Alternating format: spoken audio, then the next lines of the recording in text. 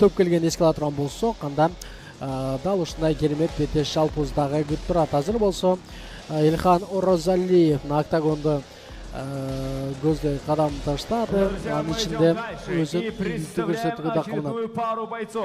Весовой категории до 80 килограммов. Представляем бойца в синем углу октагона. Ему 19 лет. Представляет Узбекистан, город Фергана. Имеет чистый профрекорд. 2 поединка и 2 победы, ни одного поражения. Тренер Данияр Курсанов. Спортклуб «Профит». Мастер спорта Узбекистана по рукопашному бою. Асадбек, узбекский орел, Мухаммедалиев. Его соперник в красном углу октагона. Ему 19 лет. Представляет Кыргызстан, город Бишкек. Имеет чистый профрекорд. 1 бой и 1 победа. Спортклуб «Алим». Тренер Бахтияр Нурматов. Чемпион мира по араши ММА. Элхан Орозалиев. Бойцы на середину. Демек, мушкелер менен таанышып алдык, өзүңүздөр көрүп тургандай 19 жаштагы мушкелердин ортосундагы керемет беттеш, экөөндө тең эч кандай жеңил узасымга чейин тап көрүлөк. Андыктан бүгүн эми жеңилбеген мыктылардын беттеши. Назарыңыздарда кызыл бурчтан чыга турган мушкер Элхан Орозалиев, ал эми көк бурчтан Асадбек Мухаммедалиев, өзбек бүркүтү деген кайманат бар, жолсо узбекский орел десек тагылат. Андыктан дал ушул канчалык деңгээлде бүркүттү чапчаңбы чакчаң эмеспи көрөбүз. Элхан Орозалиев азырынча мынтип аралыкты сактап, осунча атаандашты өзүнө келтирүүгө дагы умтулат жана өзүнүн ушул кайсыл бир деңгээлде караганда салмак толук таштай эле экенин эске ала турган болсок, анда Элхан Орозалиев мындан азыраак салмакта дагы беттеш өткөрүүгө менимче мүмкүнчүлүк болсо керек. Бирок ага карабай мына буттары мыкты көтөрүлөт, бардыгы керемет, атаандашты буттан алды жана андан ары кандай айландырып чабат, азыр алып келди жана мына мынтип азыр атаандашты мына мынтип дейганга кетиргенден кийин көпкө айланды. Оңго чапсамбы, солго чапсамбы, жакыркка чапсамбы, акыры мынтип капталган. Ыргытты дагы андан ары Элхан Орозалиев азыр атаандаштын үстүндө. Элхан Орозалиев болушунча бул абалдан ишенимдүү болууга ашыгууда. Чыканактар керек экенин жакшы билет. Ал жана ошол жерден дароо чыканак менен сокуктууларды биринин артынан бирин жолдого умтулууда. Асадбек Мухаммедалиев болсо атаандашты 3 бурчтукка алып кетүүгө ашыгып турат. Бирок Элхан Орозалиев ошол 3 бурчтукка кирип кетпеден сактануусу зарыл. Көбүнчө жок, кайтор бири 3 бурчтукка алам деди, бири кубаттуу сокулар жолдон деди. Акыры барып экөө тең өтө бир ыңгай сабалга келип калган. Азыр Элхан Орозалиев кайрадан атаандаштын байлоого умтулат жана Асадбек Мухаммедалиев бул абалдан чыкты. Элхан Орозалиев ага карабастан атаандашына бут менен баштан кармоого умтулду жана артка өтүп алган Асадбек Мухаммедалиев бул жерде өзүн кандай көрсөтөт дагы байкайбыз.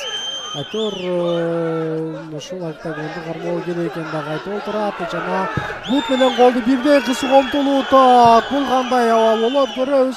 Сөз түрү өзүңүздөр көргөндө караңыздар, бир кол бир буттан кыска калган болчу жана Элхан Орозалиев бул абалды чындыгында колдоно алган жок. Андыктан биз ашыкпай байкап көрөбүз.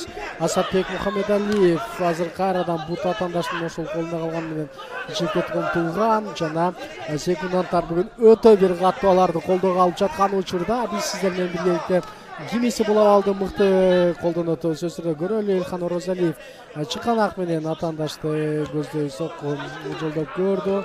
Азыр Асадбек Мухаммедалиев бутун арткы көздөй кетирбесе, мындай учурда чындыгында орго турушу ыктымал дегиче. Вот кайрадан атаандаштын буттарын байлап алды. Элхан Орозалиев ал эми Асадбек Мухаммедалиев өзбек бүркүтү деген кайманатын тастоого ашыгып атат. Анткени өзүңүздөр көргөндөй 2 сокко алгач бөйрөккө, андан ары бетке, бөйрөккө бетке, бөйрөккө бетке ушул 2 кубаттуу соккусун ишке ашырууга ашыгып атат. Ал эми мындай учурда берекө бүткөн жолдон сокулар кандай көрөбүз дегиче.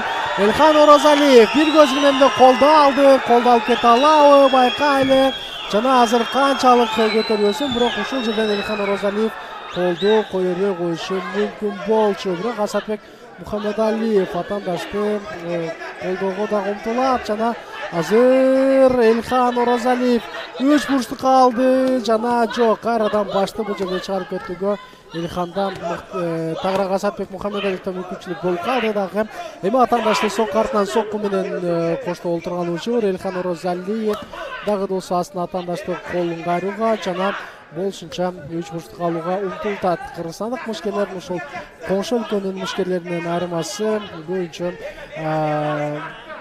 ушул кайруу мунту ыкмаларын колдонууга ашыгат. Бул учурда көп жеңиштер келерин да жакшы билесиздер. Азыр Асатбек Мухаммедалиев атандаштын артында турат жана баштагыдай мына күчтөрдүн биринин артынан бирин берүүгө дагы анда дарымет жете көрөбүз. Себеби өзүңүздөр көргөндөй дагы да болсо өзбекстандык мушкер биздин мекендешибизге сокку артынан сокку жолдоп абалды колдонууга ашыгат. Элхан Орозалиев дал ушул жерден абалды толук колдонууга умтулат жана азыр өтө бир тамай сокку тийип калды. Чындыгында Асатбек Мухаммедалиев бир аз эртерээк кирип алды жана 10 секундадан азыраак убакыт калган учурда биз эми сиздер менен биргеликте бара мушкерлердин мыкты бир тажрыйбасы барлары чыгып келе жатканын дагы көрүү достор.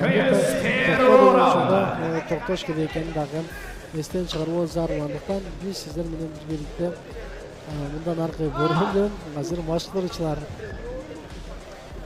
болушунча мушкердин чарчоосун жазууга умтулушат. Мына ушул абалды карасаңыздар, бир учурда ушундай колду дагы бетти дагы камоого алып алган болчу, бирок иш жүзүндө ал жерден Элхан Орозалиев абалды толук көзөмөлгө алып алды. Андан ары колду тарткан болчу. Бул учурда дагы Асатбек Мухаммедалиев чыгып кетти. Ал эми алдыдагы экинчи раунддун окуганда ынче мушкерлер мындан дагы башка беттешти көрсөтүүгө жумшайт болуш керек. Азыр мушкер тең болушунча мыкты бир абалга алып умтула алды жана биз сиздер менен биргеликте мындан аркы абалды дагы сөзсүз түрдө байкайбыз. Канча дагы бул абалда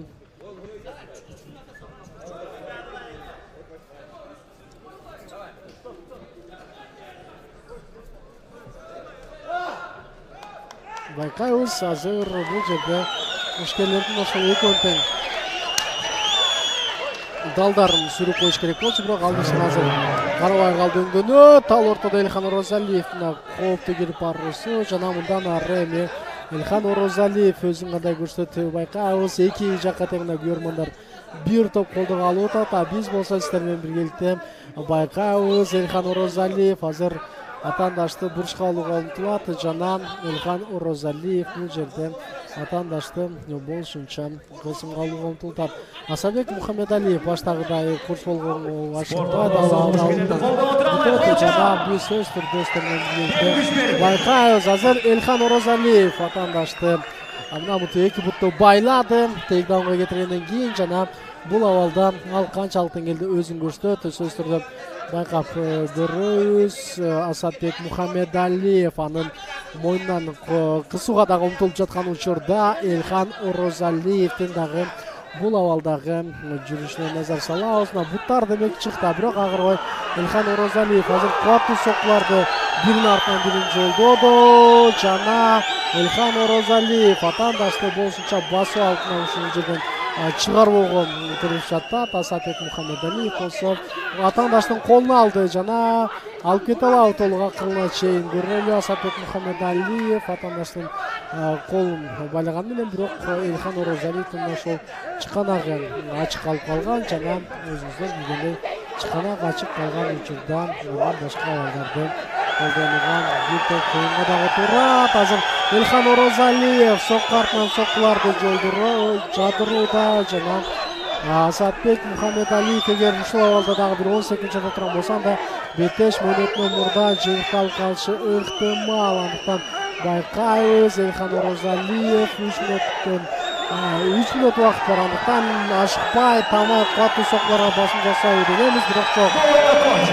Әйтсе дағы Қорғанауларға алды дағы Эльхан Оразалиев дал ушул жерден алды, толық көзөмөлгө алды. Жана мына деп өзүнүн профессионалдык карьерасындагы дагы бир жеңишин майрамда отурган учур. Караңыздар, ушул жерден сокку артынан сокку жолдонгон болчу, жана чындыгында кыйынга дагы турган болчу. Андыктан эң негизгиси Асатбек Мухаммедалиевке ийгилик каалайбыз. Буга чейин профессионалдык рингде 2 беттешөктөр, 2 өндүтүн жеңиши жеткен. Мушкер мына теми бүгүн жеңил өз астын тартып отурат.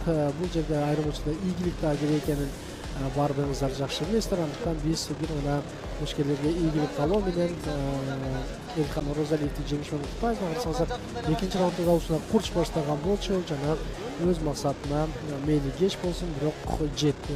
Экинчи раундунда бүтөрүнөн 2 минут убакыт калган учурда Эльхан Оразалиев атаандаштын жеңишке дагы жетип отурат.